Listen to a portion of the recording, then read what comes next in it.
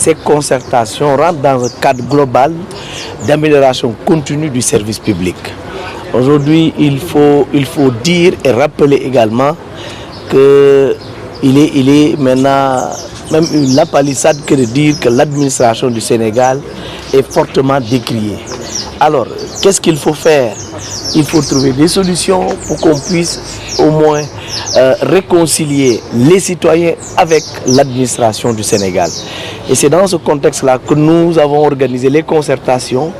Les concertations, comme vous l'avez rappelé, au vrai sens du terme, parce qu'il faut impliquer les citoyens. Parce que toutes ces réformes que nous sommes en train de faire aujourd'hui sont destinées à la population. Nous ne réformons pas l'administration pour l'administration, mais nous la réformons pour le citoyen qui est considéré ici comme l'usager de cette administration-là. C'est pourquoi nous avons phasé cela en tout cas en 3 temps. Il y a les concertations régionales où nous sommes allés vers les citoyens, recueillir leur avis, les entendre, leur permettre donc également de donner leur ressenti, leur opinion sur cette administration-là et les solutions qu'ils envisagent. Nous avons également pensé qu'il faut aussi impliquer nos compatriotes qui sont à l'extérieur à travers une plateforme numérique. Eux également, ils ont leur mot à dire sur cette administration, puisque aussi quand on est de l'autre côté, on voudrait bien voir notre pays cité en référence.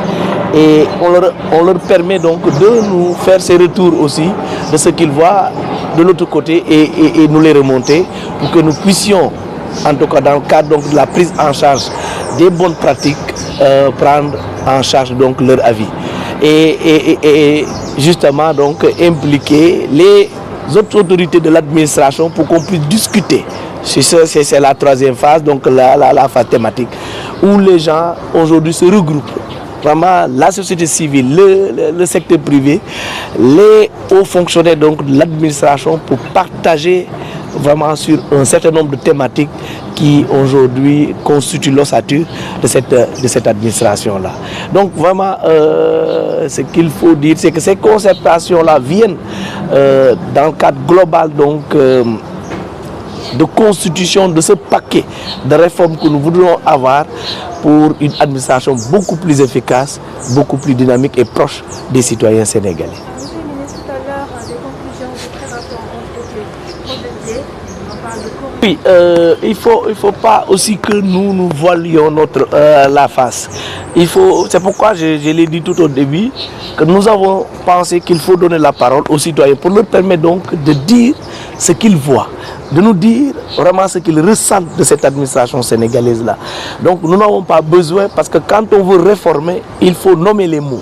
Et vraiment, nous avons eu en tout cas l'opportunité d'entendre les citoyens sénégalais nous dire qu'est-ce qu'ils pensent de cette administration-là. Et comme vous l'avez dit, c'est une administration fortement décriée. C'est des problèmes d'accueil qui se posent, c'est des problèmes de corruption. Il y a beaucoup de maux de cette administration-là.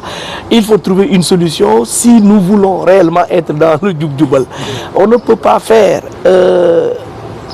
vraiment rencontrer ce changement tant voulu par le président de la République et ne pas accepter donc de nous réformer. L'administration doit aujourd'hui accepter sa mue et ça je crois que nous sommes en train donc, en tout cas de construire cela et nous pensons qu'à la fin de cet exercice nous aurons notre agenda national de réforme qui vont impacter dans les mois ou dans les années à venir notre administration profondément.